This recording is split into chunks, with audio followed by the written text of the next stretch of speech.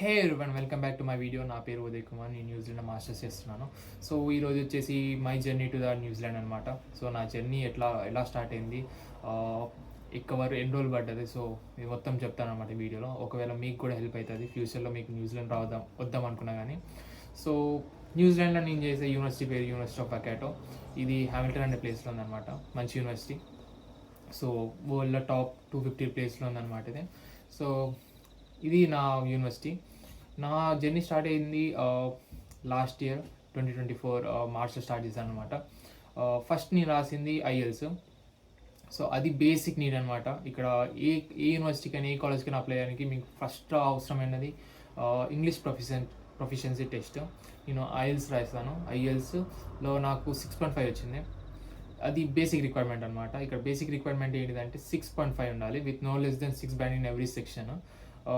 ఇంకా వేరే కూడా తీసుకుంటారు వీళ్ళు. ఏంటిదంటే ఎగ్జాంపుల్ టోఫెల్ కానీ పీటీ కానీ కూడా తీసుకుంటారు. సో వీటికి కూడా క్రైటీరియాస్ ఉంటుంది. మినిమం వచ్చేసి 50 ఉండాలి పీటీలో with no less than 42 in every section.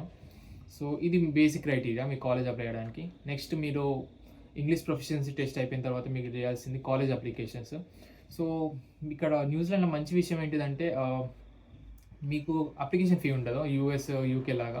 So మీకు ఫ్రీ అనమాట. ఎవ్రీ యూనివర్సిటీకి డైరెక్ట్ అప్లికేషన్ చేసుకోవచ్చు. అప్లికేషన్స్ ఫీ ఏముంటుందో.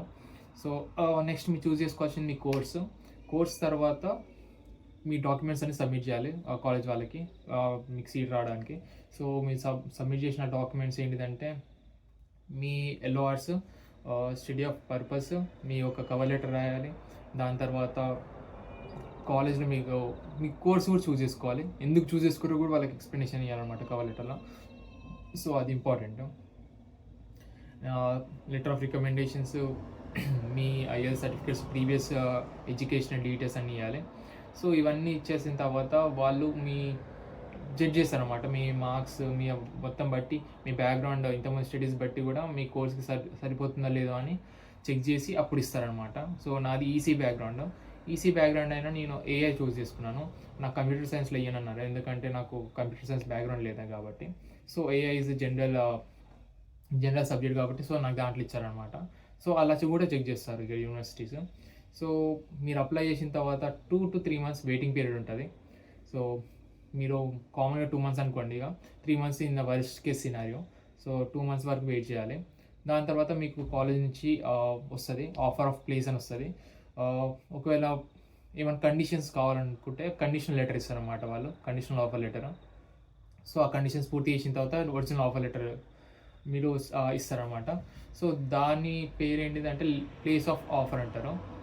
ప్లేస్ ఆఫ్ ఆఫర్ అంటే అది వీళ్ళు కాలేజ్ యూఎస్ఏలో I-20లో ఎట్లనో ఇక్కడ ప్లేస్ ఆఫ్ ఆఫర్ ఎట్లా అనమాట. సో అది. సో దాని తర్వాత మీ వీసా అనేది స్టార్ట్ అవుతుంది. వీసా ప్రాసెస్లో మీకు చాలా డాక్యుమెంట్స్ సబ్మిట్ చేయాల్సి వస్తుంది. చాలా డాక్యుమెంట్స్ ఉంటుంది ఇక్కడ. ఫస్ట్ డాక్యుమెంట్స్ వచ్చేసి ఆఫర్ ఆఫ్ ప్లేస్. దాని తర్వాత మీకు ట్యూషన్ ఫీ రిసిప్ట్ అనమాట, మీకు ఫీజ్ పే చేయాలి. దాని తర్వాత ప్రూఫ్ ఆఫ్ ఫండ్స్, మీకు ఫండ్స్ ఎలా వచ్చాయి అంటే ఇక్కడ ఫండ్స్ అనేవి డిఫరెంట్ ఉంటుంది. ఎడ్యుకేషన్ లోన్ ఉంటుంది, ఇంకోటి ప్రైవేట్ ఫండింగ్ ఉంటుంది. మీ ఓన్ ఫండింగ్ అయితే అది ఎక్కడి నుంచి వచ్చింది ప్రాపర్గా డాక్యుమెంటేషన్ ఉండాలి. అన్ని పైసలు ఎక్కడికి వెళ్ళి వచ్చినాయి, మినిమం 6 months ఓల్డ్ అయ్యి కూడా ఉండాలి అది. సో మీరు ప్రతిదానికి జస్టిఫికేషన్ ఇవ్వాలన్నమాట. మీ మనీ ఎలా వచ్చినాయి, ఎక్కడి నుంచి వచ్చినాయి అది కూడా ఇవ్వాలన్నమాట. సో అవన్నీ ఉంటుంది. ప్లస్ ఇంకోటి ఇక్కడ FTS అనే ప్రోగ్రామ్ ఉంటుంది అనమాట. ఇది చెప్తాను తర్వాత FTS ప్రాపర్గా ఏంటిదండి. సో నెక్స్ట్ మెడికల్స్ ఇక్కడ చెస్ట్ ఎక్సర్సైజ్ చేస్తారు. కాకపోతే నేను మొత్తం బాడీ స్కాన్ చేయించుకున్నాను. బెటర్ అది మీరు కూడా చేయించుకోండి, ఎందుకంటే ఫ్యూచర్లో ఏమైనా అప్లై చేయాలన్నా ఈజీ అయిపోతుంది. Next police clearance certificate PCC. ఇది మన పాస్పోర్ట్ ఆఫీస్ వాళ్ళు ప్రొవైడ్ చేస్తారనమాట. సో ఇది మన పాస్పోర్ట్ సేవా కేంద్రానికి వెళ్ళి అప్లై చేసుకోవాలి ఆన్లైన్లో. దాని తర్వాత డిక్లరేషన్ సర్టిఫికేట్స్ అంటే ఏంటిదంటే ఇక్కడ NZ నుంచి 2 సర్టిఫికేట్స్ ఉంటుంది, ఫామ్స్ ఉంటాయి అనమాట. ఒకటి ఫైనాన్షియల్ ఫాము, అది ఏంటిదంటే ఫామ్ 1014 NZ ఫామ్. అది ఏంటంటే అఫిడవిట్ అనమాట. నెక్స్ట్ 1226 NZ 1226 ఇదేంటిదంటే స్పాన్సర్ అఫిడవిట్ అనమాట. సో ఇది NZ వాళ్ళకి ప్రొవైడ్ చేయాలి మనం. ఈ ఫామ్ ఫిల్ చేసిన తర్వాత మనం చేయాల్సింది ఏంటంటే మీ ఫైనాన్షియల్ బ్యాంక్ స్టేట్మెంట్స్ కానీ మీ ఫండ్స్ ప్రూఫ్స్ కానీ ఇవన్నీ ఒక మంచి డాక్యుమెంట్లో ప్రిపేర్ చేసి వాళ్ళకి సబ్మిట్ చేయాలి. ఇంకోటి మీరు ఎస్ఓపి కూడా తయారు చేసుకోవాలి. ఎస్ఓపిలో ఏమి ఇంక్లూడ్ చేయాలంటే మీరు ఎందుకు చదువుకోవడానికి వస్తున్నారో, మీ ఫ్యూచర్ ప్లాన్స్ ఏంటిది, మీ చదువుకుంటే ఏం అవుట్కమ్ వస్తుంది, సో దాని తర్వాత మీ ఫ్రెండ్స్ ఎక్కడికి వెళ్ళి వస్తున్నారు, మీరు ఎట్లా స్టే చేస్తారు, ఎట్లా మేనేజ్ చేసుకుంటారు మిమ్మల్ని అక్కడ, మీకు ఎవరు సపోర్ట్ ఉన్నారు, సో ఇవన్నీ మొత్తం ఒక క్లియర్ కట్గా వాళ్ళకి ఇవ్వాలన్నమాట మనము ఎస్ఓపిలో. ఎస్ఓపితో పాటు కవర్ లెటర్ కూడా అడుగుతారు. So SOP is most important, cover letter is an option అనమాట.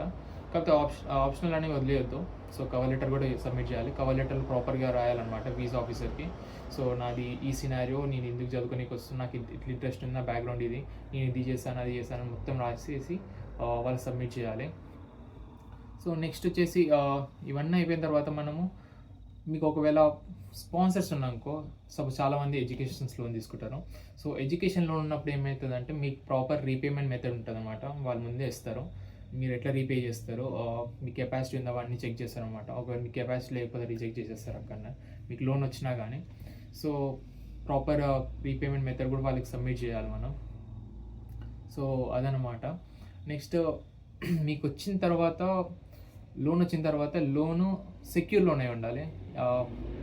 2000 లాక్డౌన్ ముందు వీళ్ళు నాన్ సెక్యూర్ లోన్ కూడా యాక్సెప్ట్ చేసేవాళ్ళు, కాకపోతే ఇప్పుడు యాక్సెప్ట్ చేస్తలేదు. సో సెక్యూర్ లోన్ ప్రిఫర్ చేయండి. ఎందుకంటే సెక్యూర్ లోనే, ఎందుకంటే 2019 ముందు వీళ్ళు అన్సెక్యూర్ లోన్ అప్లై వచ్చేసి యాక్సెప్ట్ చేసినా కానీ చాలామంది ప్రాబ్లం చేస్తున్నారని ఇప్పుడు సెక్యూర్ లోన్ చేసేసారనమాట. మొత్తం చాలా స్ట్రిక్ట్ చేసేసారు. సో బెటర్ సెక్యూర్ లోన్కి వెళ్ళండి. నెక్స్ట్ వీళ్ళు ప్రైవేట్ ఫైనాన్స్ నుంచి యాక్సెప్ట్ చేయరు loans, only RBI registered banks నుంచి యాక్సెప్ట్ చేస్తారనమాట లోన్స్.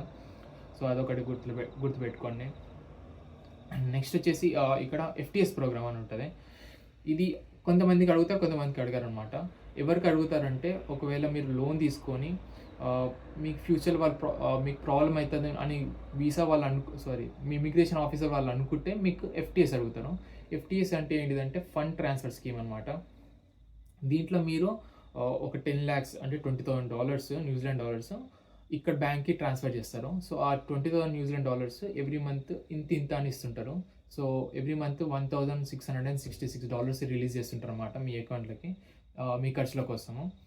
సో ఇది ఎఫ్టీఎస్ ప్రోగ్రామ్. ఇదే ఎందుకు ఉంటుందంటే, ఇప్పుడు సపోజ్ చాలామంది ఏమవుతుందంటే, ఇప్పుడు ఇక్కడికి వచ్చేసి పార్ట్ టైమ్స్ అని ఇది అని ఎడ్యుకేషన్ నెగ్లెక్ట్ చేస్తున్నారు.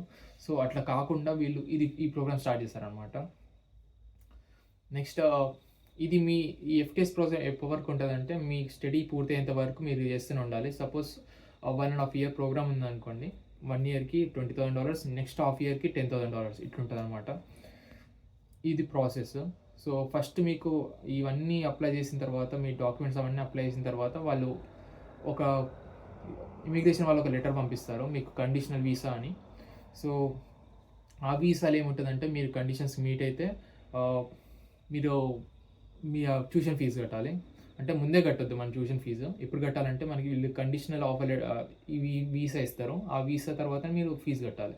సో ఆ ఫీజు కట్టేసిన తర్వాత, ఒకవేళ కొంతమందికి ఎఫ్టీఎస్ అడుగుతారు, ఎఫ్టీఎస్ అడగారు. ఎఫ్టీఎస్ అడిగిన వాళ్ళని ఫండ్స్ కూడా ట్రాన్స్ఫర్ చేసేసి ఆ రిసిప్ట్ కూడా తీసుకోవాలి మనము. ఆ రిసిప్ట్ తీసుకొని మనం లాస్ట్కి వీసా వాళ్ళకి పంపిస్తే అప్పుడు వీసా వాళ్ళు రిలీజ్ చేస్తారు. సో ఇది మొత్తం పెద్ద ప్రాసెస్ అనమాట. సో ఈ మొత్తం ప్రాసెస్ జరగడానికి లీస్ట్ టైం పట్టేది 4 months, మ్యాక్సిమం టైం పట్టేది 8 months దాకా కూడా పట్టవచ్చు. సో నాకు 8 months పట్టింది కాబట్టి నేను చెప్తున్నాను. So better start early. Next మీకు వీసా వచ్చిన తర్వాత మీరు చేయాల్సింది ఏంటిదంటే, ఫ్లైట్ టికెట్స్ బుక్ చేసుకోవాలి న్యూజిలాండ్కి. సో టికెట్స్ కూడా ఎట్లా బుక్ చేసుకోవాలంటే, కొన్ని ఇక్కడికి కనెక్టింగ్ ఫ్లైట్ సింగపూర్, ఇట్లా ఏషియన్ కంట్రీస్కి వెళ్ళి ఉంది, సింగపూర్, మలేషియా ఇక్కడ సైడ్ నుంచి ఉంటాయి అనమాట. సో వీటికి మనము ట్రాన్సిట్ వీసా అవసరం లేదు. అదే ఎమిరేట్స్ కానీ దుబాయ్ నుంచి కానీ ఆస్ట్రేలియా నుంచి వస్తే మీకు ట్రాన్సిట్ వీసా అవసరము. సో అది కూడా చెక్ చేసుకోవాలి ఫ్లైట్ టికెట్స్ బుక్ చేసుకునే ముందు. సో అదొకటి ఉంటుంది. నెక్స్ట్ ఇక్కడ accommodation best place for searching accommodation New Zealand అంటే ఏంటిదంటే ఫేస్బుక్ మార్కెట్ ప్లేస్. ఎందుకంటే ఇక్కడ మామూలుగా ఇన్ ప్రాపర్ మేనర్ అకామిడేషన్ వెతకాలంటే చాలా పెద్ద ప్రాసెస్ ఉంటుంది. ఎందుకంటే ఇక్కడ మళ్ళీ టూలెట్ బోర్డ్ పెట్టుకొని డైరెక్ట్ వస్తే ఇచ్చేయరు. సో వీళ్ళకి ఏజెన్సీకి ఇచ్చేస్తారు అనమాట వీళ్ళు. ఆ ఏజెన్సీ వాళ్ళు ఎవాల్యుయేట్ చేస్తారు పర్సన్ని, whether he is a proper tenant or not అని. సో దాని తర్వాత వాళ్ళు ఒకవేళ యాక్సెప్ట్ అనుకుంటేనే అప్పుడు ఇస్తారు. ప్లస్ మీరు ముందే 4 మంత్స్, 6 మంత్స్ బాండ్ అనేది ఉంటదనమాట. సో ఆ బాండ్ కూడా పే చేయాలి. సో ఈ పెద్ద ప్రాసెస్. దాని బదులు మీరు ఫేస్‌బుక్ మార్కెట్ ప్లేస్ వెతకొచ్చు. సో ఏంటిదంటే ఇక్కడ చాలామంది పెద్ద ఇల్లు తీసేసుకొని దాంట్లో 2, 3 రూమ్స్ రెంట్‌కి ఇస్తుంటారు. సో దట్ వాళ్ళకి ఖర్చులకెళ్ళిపోతాయని. సో అట్లా అట్లా ఫేస్‌బుక్ మార్కెట్ ప్లేస్‌లో పోస్ట్ చేస్తుంటారనమాట. సో ఇట్లా పెద్ద ప్రాసెస్ లేకుండా అది ఈజీగా అయిపోతది. సో అది ప్రిఫర్ చేయండి. నెక్స్ట్ ఎంత మనీ తీసుకొచ్చుకోవాలి న్యూజిలాండ్ వచ్చేటప్పుడు? మినిమమ్ 1500 తీసుకొచ్చుకోండి. ఎందుకంటే ఇక్కడ రెంట్స్ చాలా ఉంటాయి. ఇక్కడ ప్రతి ఒక్కటి వీక్లీ పే ఉంటది. సో మినిమమ్ వీక్లీ పే వచ్చేసి మీరు 150 న్యూజిలాండ్ డాలర్స్ మినిమమ్ అది. సో మాక్సిమం ఎంతైనా వెళ్ళొచ్చు. సో అందుకే బెటర్ $1500 తీసుకొనండి ఇండియాకెళ్ళి. అదనమాట నా న్యూజిలాండ్ జర్నీ. సో మీకు ఇంకేమైనా డౌట్స్ ఉంటే పక్కా మెసేజ్ చేయండి కింద కామెంట్స్లో. సో మీకు కనుక ఈ వీడియో నచ్చినట్టయితే please like, share and subscribe. See you in another video.